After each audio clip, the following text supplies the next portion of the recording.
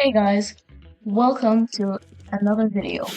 This video is going to be Mega tips and be pretty useful. I'll probably make a video about Mega combos next, so stick around to learn some cool stuff about Mega. Tip number 1: if someone is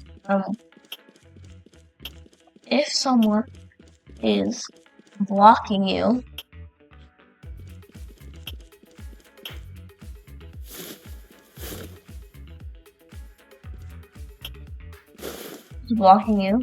you can use your R to go right under them. If you're in your base moveset, or if you're not, you can still use R to go right under them. Like that. Meaning you go under them, boom, boom, boom, boom. So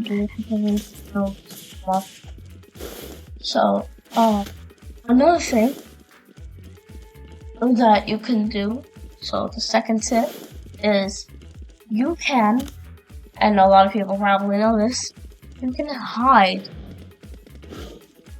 goals into your shadow. And if you press R and then M1, like click, punch kind of, it will instantly bring it back out. And a lot of people think that's just like a cool feature, but you can actually use that in situations, in fights. Like, if I'm not fighting with them,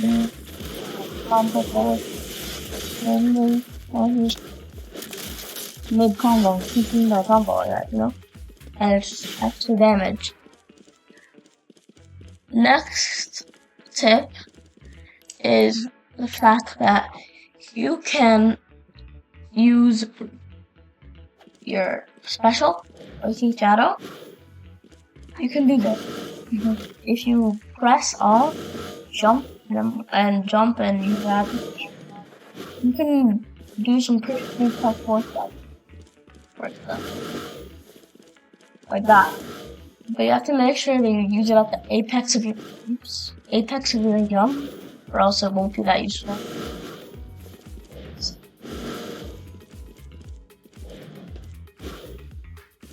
Yeah, I could have used that, but I just didn't do it well enough. You can do stuff like that. Second thing. Oh no, actually, tip number 3 was that. And this is still tip number 3. This is about traveling. Press New Way and all. You can get pretty far. Like, for example,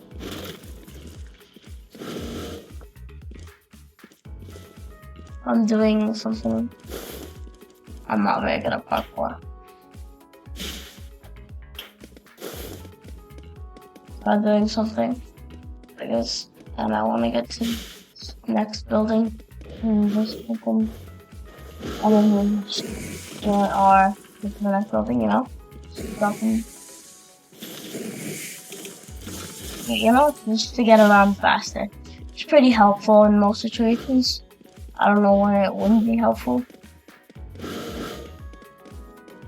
Right now, you could just like, see? You know, it's pretty useful. So, moving on to tip number 4. If you press Toad and Nue at the same time, it does this.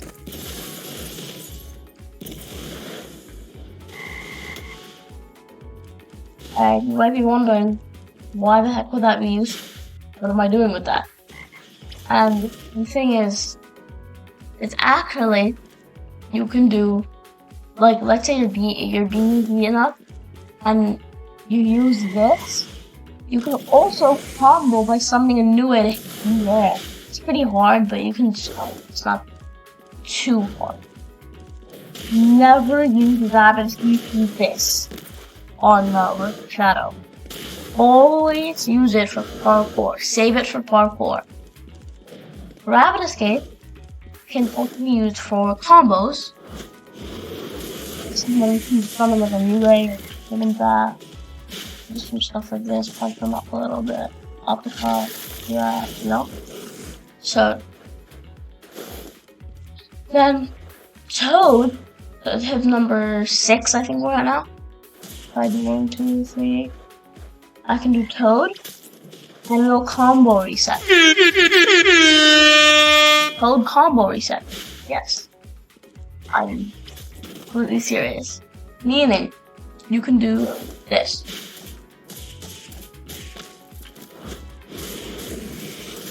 Read combo. Really important for you. So, boom.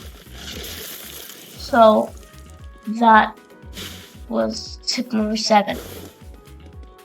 Tip number 8, I think this is just a funny thing you can do. Not too much of a tip. I was not going to include this, but if you are on the edge of the board for some reason, like, this is so hard.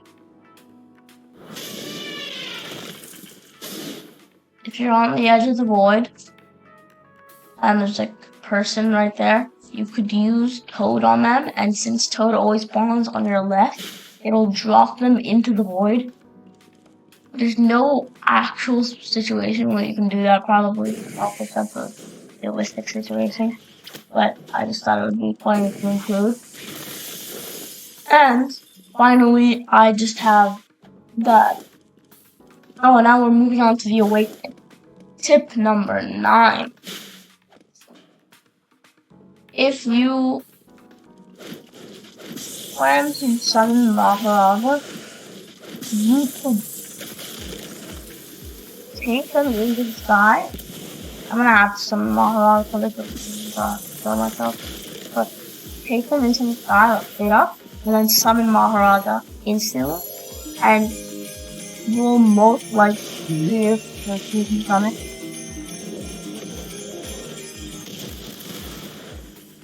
I'm gonna reset so I can do it again, but with a different thing. This time,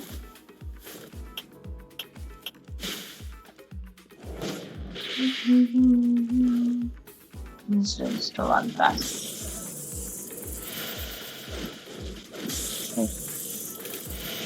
Another thing you can do in your opening is if you press G, it will take you back to your unawakened, but it will take a little bit more infinite awakening, like a little bit more awakening. Oh wait, they removed that, I think. So yeah, you're supposed to use your awakening as a kind of extension. Go back. So devious face. You'll have to move. You have to like use it. Like since you only have kind of like 2 or 3 moves because battle form is so bad. Please buff battle form. The domain thing is so bad. You can switch back because the awakening is meant to be like an extension so that you can have like 7 moves, kind of. Because now you can be like, not circle, circuit, and then switch back and you can do like that. No, like that kind of stuff. So, yeah, that was tip number, I think, 10. Tip number 11. Using Maharaja after a shadow spell, like this. You do this and then summon Maharaja on them, so that, and by the time that they're coming back to you, they're already hot from it. So, yeah, summon Maharaja. Now, moving on to Maharaja tips. I don't have a lot of tips for this guy, but one basic tip for this guy, just press G. If you press G, you can see at the bottom on my wheel there are different modes. Let's start with sword mode. So Maharaja's first move, Divine Pummel, is good to be used after. Is good to be used after 3 M1s, I guess.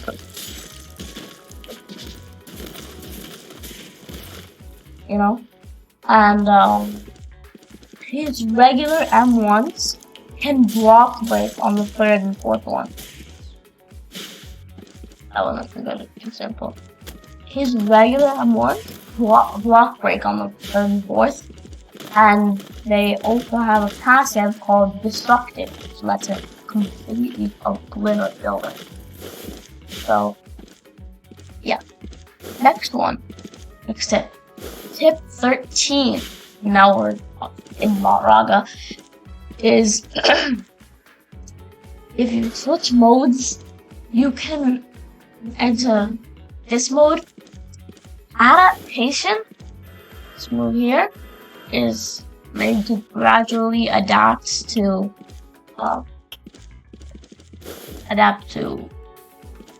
any type of someone attacking you or hurting you. So this is the shield mode with adaptation. If you adapt, you see it says melee attacks minus 10% damage, and if you keep adapting, it will keep making you more defensive against them, and eventually you'll reach 70. On a small thing, the way to switch modes is by pressing G, and then once you selected your mode, you press R, and it switches. Also, be wary that there's a little visual effect, that color on the head, so they can be able to tell if you switch modes, which is good for you, because, yeah. Tip number 14. Maharaja's regular M1s, or punches, in his shield form, do this. They don't actually hurt anyone, but they deflect attacks.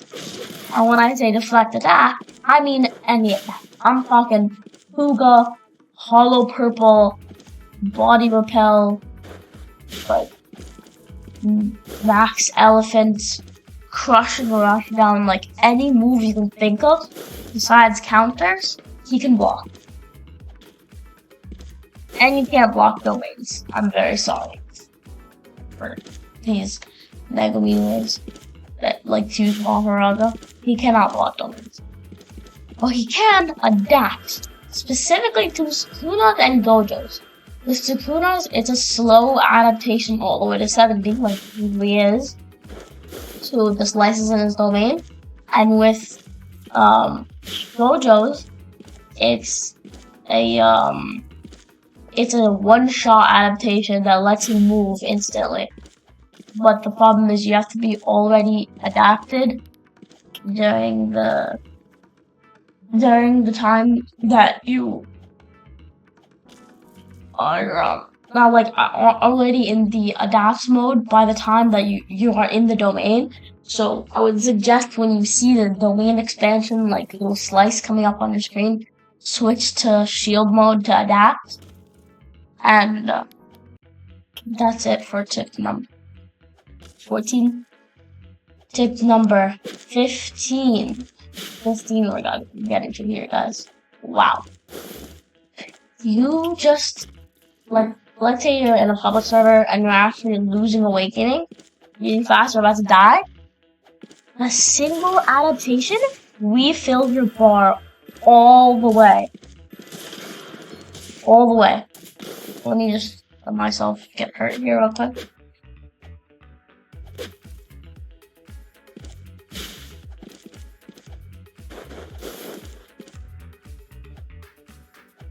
And now if I just all the way, fully to the top. Now so that I don't die while I'm showing you other clips. Here. You can, now moving on to star mode. You can, since World Slash has such high startup, and it's really hard to aim and like, jump over it. Literally, they can just jump over it. Just hit. And if they see it coming, they can just run at you and out of it. So it's really hard to hit. what you can do to hit it is ground hit, and then wall slash right after. Because now they're on the ground. What are they gonna do when they're on the ground and the wall slash is coming towards them? You know? And tip number 16. Earthquake gets much better if you use its variant. I know a lot of people are probably like, what's variant? You just tap it and make a small little puck. But you're actually supposed to tap it, hold it, and then you're supposed to hold it, and then time it perfectly when the outer box aligns with the inner box. Like that. Like that, perfectly. You have to wait for it to align. And now, the final tip for this video is about takedown. Takedown is best used after earthquake, in my opinion. You could use it after a divine pummel also, I think, but earthquake is just peak for it. But you just need earthquake with it. Not bad. Yeah, that's one thing you can do after doing earthquakes. Or you could use it in a ground pitch. I like less on like 1% further. Then it's better for any versus that. You can still use it like not that bad. If you use divine pummel, but they end up feeling you get back off. That was because the guy died. Yeah. For divine pummel, do not recommend it at all. Because you can get up pretty fast. Try to. You're way better off using earthquake or ground pitch. If you want to save it, just go into like a different mode or something. You know? Oh, and was fine when I said final tip. The bonus tip. This one's useless. That's why it's a bonus tip. If you have someone trying to attack you, or like something like that, you know how you can parry? Like that. You can also do this completely useless thing called Light Parry. Oops. Does not. He literally doesn't do any of your awakening bar back. Does not deflect the attack. Most like, if you deflect like a hollow purple, it'll go back to the person. If you like play a Fuga, it'll go back to the person and hit them. And that does not do anything. It just disappears, the attack. It's so useless. Never use it. It's a complete waste of time. It doesn't give you any awakening, anything that's good. You might as well use this regular, normal parry like everyone does. And that was the entire Megumi guide, including Maharaja. And see you in the next one. Peace.